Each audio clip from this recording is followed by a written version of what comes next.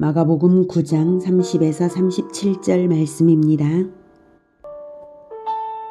그곳을 떠나 갈릴리 가운데로 지날새 예수께서 아무에게도 알리고자 아니하시니 이는 제자들을 가르치시며 또 인자가 사람들의 손에 넘겨져 죽임을 당하고 죽은 지 3일 만에 살아나리라는 것을 말씀하셨기 때문이더라. 그러나 제자들은 이 말씀을 깨닫지 못하고 묻기도 두려워하더라. 가버나움에 이르러 집에 계실새 제자들에게 물으시되 너희가 길에서 서로 토론한 것이 무엇이냐? 하시되 그들이 잠잠하니 이는 길에서 서로 누가 크냐 하고 쟁론하였습니다. 예수께서 앉으사 12 제자를 불러서 이르시되 누구든지 첫째가 되고자 하면 뭇 사람의 끝이 되며 뭇 사람을 섬기는 자가 되어야 하리라. 하시고 어린아이 하나를 데려다가 그들 가운데 세우시고 안으시며 제자들에게 이르시되 누구든지 내 이름으로 이런 어린아이 하나를 영접하면 곧 나를 영접하며 누구든지 나를 영접하면 나를 영접함이 아니요 나를 보내신 이를 영접함이니라. 사랑하는 형제 여러분, 9월 17일 금요일 새벽 묵상에 오신 것을 환영합니다. 늘 그렇듯이 지난 맥락을 먼저 아는 것이 오늘 본문 이해에 중요한데요. 오늘은 더욱 그런 것 같습니다. 제자들은 예수님을 그리스도라고 하면서도 대속의 죽음을 죽으실 그리스도의 사역은 받아들이지 못하고 있었습니다. 그러니 자기들도 십자가를 지고 따를 마음은 없는 것이죠. 오히려 예수님의 명성 높은 것을 내심 기뻐하면서 세속 정치 영웅이 되기를 은근 기대하고 있었습니다. 그래서 베드로가 십자가에 죽으면 안 되십니다 라고 항변하다가 사탄아 물러가라고 호되게 꾸지람을 들었죠. 변호산에서 부활의 영광을 보여주시며 모세 엘리야와 함께 십자가 사역을 다시 대화하셨지만 그것도 못 알아듣고 땅에 초막 지어드리겠다고 했죠. 산에서 내려오시면서도 다시 죽음과 부활을 말씀하셨습니다. 성경에 이미 예고된 일이라고 하시면서요. 내려와서 보니 남은 제자들은 큰 무리 앞에서 귀신 들린 아이를 고쳐주지 못하여서 서기관들에게 곤욕을 치르고 있었습니다. 예수님은 그들과 변론할 것이 없다 하시고 주님께 데려오라고 하시고 더 많은 무리가 오기 전에 귀신을 꾸짖어 쫓아내셨습니다. 제자들이 자기들이 귀신을 쫓아내지 못한 이유를 여쭸을 때 예수님은 기도 외에 다른 것으로는 이런 종류가 나갈 수 없다고 하셨습니다. 제자들이 온전한 기도가 아닌 다른 것으로 행했음을 알 수 있는 대목이죠. 예수님의 기도는 온전히 하나님의 뜻을 받들어서 자신을 올려드리는 헌신을 전제로 한 기도입니다. 성막의 번제단의 번제물과 같은 헌신이죠. 번제단의 불로만 성소에 들어가 향을 피울 수 있는 것인데요. 그 향이 하나님께 올라가는 것이 기도의 향이고요. 번제단에서 번제물 위에 얹어지는 것이 헌제자가 올리는 속죄제물이나 화목제의 기름입니다. 그것을 태워 올린 그 불로 향을 피워 올려서 하나님께서 받으시게 되는 것입니다. 이것은 예수님과의 동행 연합으로 자기를 올려드리는 결단과 헌신, 그것이 전제된 것만이 하나님께서 받으시는 기도임을 가르치는 것입니다. 그렇다면 마땅히 예수 제자들은 예수님과의 동행, 십자가를 지는 헌신이 있어야지 예수님의 명성이나 기뻐하고 있어서는 안 됩니다. 예수님의 명성으로 인해 자기에게 돌아올 이익을 생각해서는 안 되고 오히려 어떻게든 예수님의 말씀이 사람들을 변화시키기를 바라며 낮은 자리에서 가르침으로 섬기며 예수님의 눈이 보는 것을 함께 보고 있어야 합니다. 그런데 제자들의 상태는 전혀 그렇지 못했죠.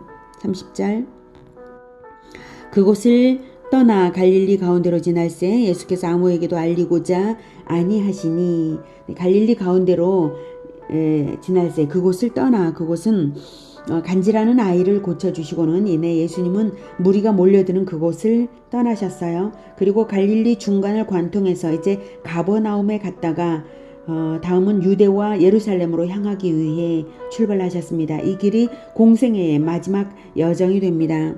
예수께서 아무에게도 알리고자 아니하시니 이는 제자들을 가르치시며 또 인자가 사람들의 손에 넘겨져 죽임을 당하고 죽은 지 3일 만에 살아나리라는 것을 말씀하셨기 때문이더라. 공생의 마지막 여정에 올랐으니 이 길을 걸으면서 제자들에게 가르치시는 것이 마지막 제자 교육입니다. 그런데 제자들의 수준이 아주 기대 이하인 것은 29절부터 29절까지 내용에서 우리가 이미 봤어요. 아무에게도 알리지 않고 제자들하고만 은밀히 가고 싶어 하신 것은 첫째로 무리에 대한 가르침보다 제자 교육에 집중하고자 하신 것이고요. 둘째로는 십자가 죽음을 말씀하셨기 때문에 그 내용이 그 십자가 정신이 온전히 제자들에게 내면화되어야 해서 무리와 분리되어 있어야만 했어요. 무리와 분리되지 않으면 제자들의 십자가 내면화는 불가능한 것이 무리들이 따를 때에 제자들은 우쭐거리고 있었기 때문이죠. 예수님께서 사람들의 손에 넘겨져 죽임을 당한다고 하셨죠. 그렇게 환호하며 따르던 그 무리가 예수님을 죽일 것을 말씀하신 것이니 무리가 따르는 것에 환상을 버리고 영적 진실을 직시해야 하는 것입니다. 물론 그 다음 부활하실 것도 함께 말씀을 하셨고요. 32절 그러나 제자들은 이 말씀을 깨닫지 못하고 묻기도 두려워하더라. 예수님의 십자가라니 믿고 싶지가 않은 거죠. 십자가도 믿어지지 않았지만 부활은 아예 귀에 들어오지도 않았죠. 귀에 들어왔으면 두려워하지 않고 오히려 질문을 했겠죠. 묻기도 두려워한 것은 받아들이기 싫어서 그런 것입니다. 정치 영웅이 되셔서 이스라엘 나라를 일으키시고 우리를 잘 살게 하셔야지 십자가라니 말도 안 돼 이런 거죠. 제자들이 이런 마음은 누가 크냐 하고 쟁론한 사실에서 드러납니다. 33절 가버나움에 이르러 집에 계실새 제자들에게 물으시되 너희가 길에서 서로 토론한 것이 무엇이냐 하시되 그들이 잠잠하니 이는 길에서 서로 누가 크냐 하고 쟁론하였습니다. 누가 크냐 쟁론한 것을 아시고 물으신 것이죠. 제자들은 질문을 받으니 찔끔했어요. 예수님은 십자가를 말씀하시는데 자기들은 서로 경쟁하고 있었던 것입니다. 제자들은 예수님께서 예루살렘으로 가시니 이제 정치 영웅이 되실 때가 임박했고 만일 마카비 시대처럼 또는 다윗 왕국처럼 왕이 되시면 자기들 중에 누가 더 높은 지위에 오를 것인가를 다투고 있었던 것입니다. 참으로 한심한 일이 아닐 수 없죠. 예수께서 앉으사 35절 예수께서 앉으사 12제자를 불러 이르시되 33절에 가버나움에 이르러서 집에 앉으셔서 비로소 가르치신 것입니다. 노중에 이미 다 아셨지만 중요한 가르침이기 때문에 진지하게 가르치심으로써 제자들이 허튼 생각을 못하게 하시는 것입니다. 오늘 이 가르침은 너무나 중요한 가르침입니다. 누구든지 첫째가 되고자 하면 무사람의 끝이 되며 무사람을 섬기는 자가 되어야 하리라 하시고 이것이 천국의 질서입니다. 예수님은 하나님 나라의 왕이시지 세상 정치 영웅이 아니기 때문에 완전히 다른 기준을 제시하고 계십니다. 그리고 예수님의 나라에서 왕이신 예수님이 제시하시는 기준에 합당해야 첫째가 된다고 할 때에 제자들은 무사람을 섬기는 자가 되기 위해 더욱 힘써야 하는 것입니다. 세상의 가치는 경쟁을 통해서 이기는 자가 첫째가 되지만 하나님 나라는 겸손히 섬기는 자가 첫째가 되는 것입니다. 예수님은 그 모범을 십자가에서 보이셨습니다. 자신의 몸을 찢고 모든 피를 흘려서 자기 생명을 바쳐드리며 죄인의 죄사함을 위하여 기도하신 것으로서 가장 높으신 분이 가장 낮은 자들을 위하여 가장 낮추셔서 섬기신 것입니다. 예수님보다 높으신 분이 없으시고 예수님보다 더 자기를 낮춘 자도 없으며 예수님처럼 모든 사람을 섬긴 자도 없습니다. 예수님의 섬김은 지극한 겸손입니다.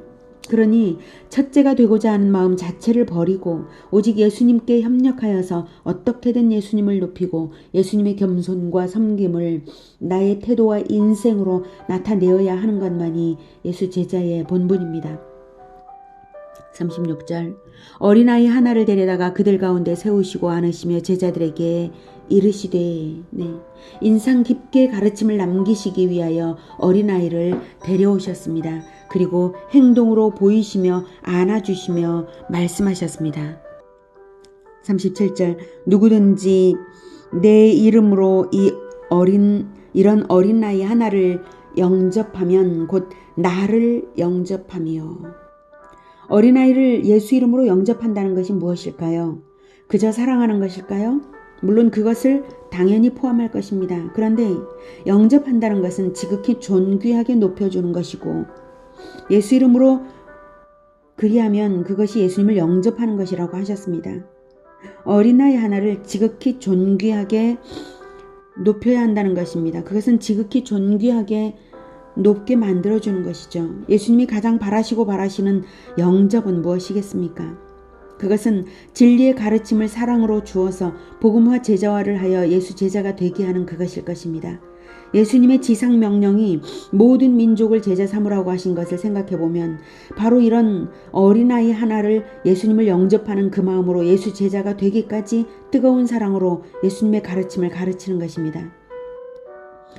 어린아이를 가르치는 것은 모든 민족을 제자 삼는 일이 될 것입니다. 어른들은 이미 지역에 자리 잡고 정착되어 있는 자들이지만 어린아이들은 세계 어느 곳이든 나아갈 수 있는 자들입니다.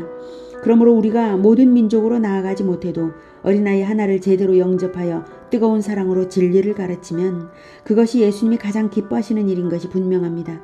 예수님께서 어린아이를 데려다가 깊은 인상을 남기시며 하신 이 가르침을 우리가 깊이 새겨야 하겠습니다. 어린 자녀들이 있다면 그 어린 자녀들을 예수 제자로 성장할 것을 기대하고 가르치고자 할 때 자연히 부모된 나 자신이 먼저 섬김의 모범을 보이고 거룩과 사랑의 모범, 복음화 제자화의 모범을 보이게 될 것은 당연합니다. 그러니 예수님을 날마다 영접하는 마음으로 하나님이 내게 붙이신 어린 자들을 사랑으로 제자화하는 것이 내 자리에서 누구나 실천할 수 있는 인생 사명인 것입니다. 누구든지 나를 영접하면 나를 영접함이 아니요 나를 보내신 이를 영접함이니라. 예수님을 영접하면 예수님을 보내신 하나님을 영접하는 것입니다. 이 가르침은 예수 제자를 하나님과 동일시하심으로써 예수 제자를 높여주시는 말씀이신데요. 그것은 바로 그처럼 예수 제자인 너희들부터 예수 제자가 될 자들을 어린 자들처럼 아직 낮은 자들 그 자들을 예수 제자가 될 자들로 여겨 높여 섬기라는 말씀이십니다. 예수님의 가르침은 깊이 생각해 볼수록 지혜이고 진리입니다. 그래서 알아들은 사람들은 어린이들을 더 열심히 전도하고 어린이들에게 성경을 가르치는 것입니다. 조지 뮬러는 자신의 인생을 들여서 거리에 거지인 고아들을 데려다가 양육하며 예수 제자들로 키워내었습니다. 조지 뮬러가 아무 가진 것 없이 자기 자신을 완전히 들여서 그렇게 시작했지만 물질의 부족함을 늘 주님이 채우시면서 수천 명의 아이들을 먹이고 교육시킬 수 있었고 많은 훌륭한 인재들을 배출해낸 것을 보면 조지 뮬러와 같은 섬김을 하나님이 참으로 기뻐하신 것을 알 수 있습니다. 어린이들에게 예수님을 알게 하면 그 어린이들은 인생을 예수님께 드리는 자들이 됩니다.